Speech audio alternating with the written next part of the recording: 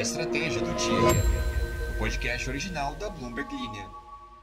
Imagina você no tribunal, todo sério, tentando convencer um juiz que não é tão poderoso assim. Mas enquanto isso, tá todo mundo na sala usando alguma coisa que você criou. Olha, foi bem isso que aconteceu com Mark Zuckerberg. 3 dias de depoimento, dezenas de e-mails antigos revelando que ele basicamente vive num estado permanente de guerra fria digital, e tudo isso para convencer o mundo de que o Instagram e o WhatsApp, na verdade, foram só bons negócios e não um jeitinho de eliminar a concorrência. Hoje a gente vai falar sobre paranoia, monopólio e o julgamento que pode desmontar o império do homem que acreditava que só os paranoicos sobrevivem.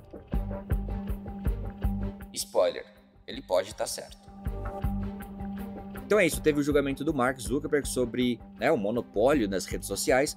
A gente vai descobrir como que foi esse julgamento e é só isso. O episódio vai ser um pouco mais curto porque hoje é feriado, você nem tá me ouvindo, eu tô falando sozinho, tenho certeza. Bora pro episódio.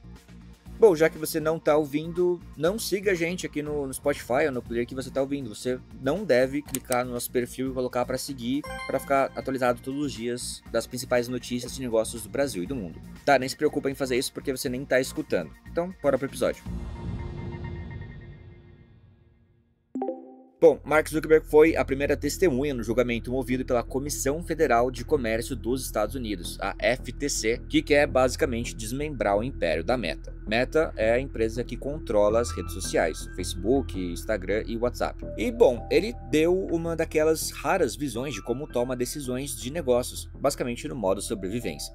Mesmo quando sua empresa está claramente na frente. Durante 3 dias de depoimento, sim, 3 dias, foi uma maratona, o cofundador e CEO da Meta explicou que o mercado de redes sociais evoluiu rápido demais com o tempo. E a lógica aqui é clara, se o mercado mudou tanto assim, talvez seja mais difícil para a FTC provar que a Meta domina alguma coisa. Zuckerberg estava tranquilo, mas às vezes evasivo quando foi desafiado a explicar e-mails antigos e mensagens privadas que indicavam, digamos, uma certa vontade de afastar concorrentes do caminho. Em um momento específico, o advogado da Meta, Mark Hansen, pediu para ele explicar como avaliava a ameaça que o Instagram e outros concorrentes representavam na época em que as aquisições aconteceram.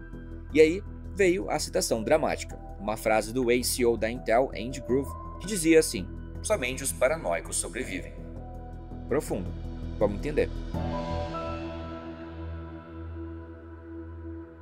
Olha, esses e-mails antigos, reunidos durante o processo de descoberta antes do julgamento, foram bem mais comprometedores do que ele falou ali ao vivo. Em várias conversas entre ele e os executivos de alto escalão da Meta, fica claro que existia um certo pânico constante, um medo real de rivais, e também uma disposição bem direta de comprar concorrentes sempre que possível. A FTC, por sua vez, quer forçar a Meta a vender o Instagram e o WhatsApp. Sim, essas são as intenções do julgamento. Qual seria o argumento deles? Que essas aquisições deram à empresa um monopólio ilegal em partes do setor de redes sociais. E-mails e documentos apresentados durante o julgamento mostram que lá no início dos anos 2010, o então Facebook estava com dificuldade de competir no boom dos aplicativos móveis e resolveu comprar os bem-sucedidos. A acusação é bem direta. A Meta comprou essas empresas para eliminar ameaças diretas à concorrência. Olha, Zuckerberg e seus advogados rebateram dizendo que não é bem assim, que a empresa enfrenta uma enorme variedade de concorrentes, todos disputando a atenção do usuário.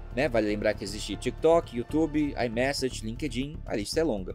Inclusive, estamos em todas as plataformas, siga a gente. Prometo que não vai ser um monopólio. Na quarta-feira, o Zuck disse que o TikTok, em particular, foi uma ameaça altamente urgente. Ele usou essas palavras. Isso quando ele apareceu em 2018. Segundo ele, a popularidade do app fez o crescimento da Meta desaparecer. E foi por isso que a empresa lançou o Reels, que hoje, aliás, gera uma quantidade considerável de tráfego de vídeo. Durante o depoimento, Zuckerberg foi, digamos, seletivo nas respostas, vago em alguns momentos, contestando as interpretações da FTC sobre os e-mails antigos em outros. E como líder, ele mesmo reconheceu que, sim, o jeito como se comunicava com a equipe lá atrás era mais duro, e que agora ele tentava adicionar mais nuances ao que havia escrito no passado. De vez em quando, o clima esquentava um pouco. Ele bateu de frente com o principal advogado da FTC, o Daniel Manson. Em um momento, inclusive, Manson objetou que Zuckerberg simplesmente não estava disposto a perguntas. O que ninguém sabe ainda é qual vai ser o peso real desses e-mails no julgamento. O juiz distrital dos Estados Unidos, James Boasberg, é quem está presidindo o caso. A Meta argumenta que a intenção por trás das aquisições não importa tanto assim. O que importa é se essas compras causaram dano ao consumidor, o que, segundo eles, não aconteceu.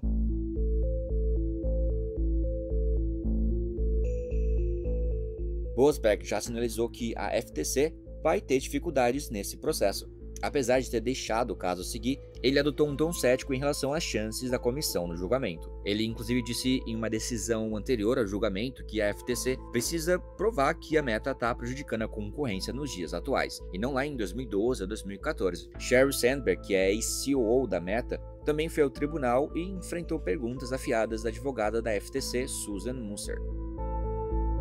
E, bom, se a FTC vencer, o impacto seria imenso. Uma cisão entre o Instagram e o WhatsApp desintegraria anos de engenharia e integração entre os apps, e interromperia também o funcionamento de 2 dos produtos digitais mais usados no mundo, e talvez até apagasse centenas de bilhões de dólares de valor de mercado da Meta. Isso também levantaria uma outra questão espinhosa. Como que o governo aprova negócios e fusões desse tamanho? Porque, vale lembrar, o governo permitiu que essas aquisições fossem feitas lá atrás. Parte do argumento da FTC envolve o conceito de efeitos de rede, ou seja, quanto mais usuários uma empresa tem, mais ela tende a manter a liderança, já que ninguém quer migrar para uma rede em que ninguém está lá.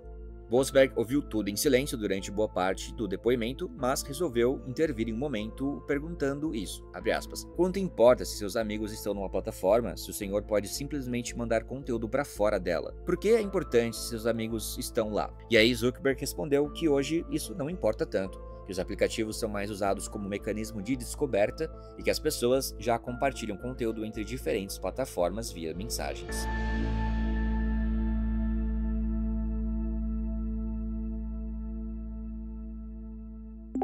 No contra-ataque, o advogado da Meta fez questão de reforçar que a compra do Instagram não foi para enterrar a concorrência. Zuckerberg defendeu que o Instagram não teria crescido tanto se tivesse ficado independente, que ele se transformou num serviço muito mais vibrante por causa da estrutura e do investimento da Meta. E ele foi além, olha só. Ele disse que é improvável que uma pequena plataforma consiga atingir 1 bilhão de usuários ou mais sem o apoio de uma empresa maior. E citou o TikTok e o YouTube como exemplos de apps que hoje fazem parte de grandes corporações. E aí, no meio de tudo isso, uma revelação curiosa. No início do julgamento, veio à tona que Evan Spiegel, da Snap Inc., recusou uma oferta de 6 bilhões de dólares do Facebook em 2013 pelo Snapchat. Pois é, o Facebook ou a Meta já tentou comprar o Snap.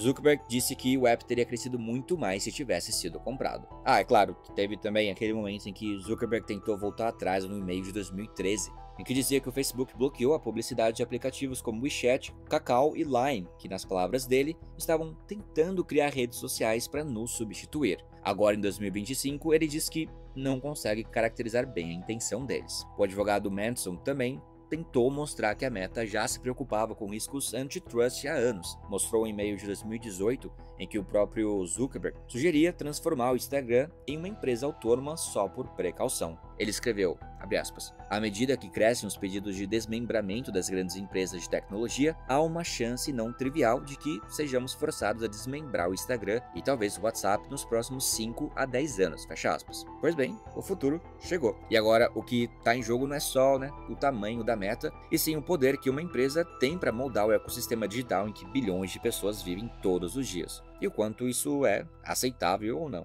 Enfim, foi basicamente isso que aconteceu até agora no julgamento. Bom, as informações são da Bloomberg News, eu sou o Alan Blanco e eu acho que eu falei na ordem contrária. Mas o episódio foi editado por Lorian Queiroz. Uau! E gente, aproveitem o feriado, até o próximo episódio e até lá. Tchau, tchau. Um big beijo.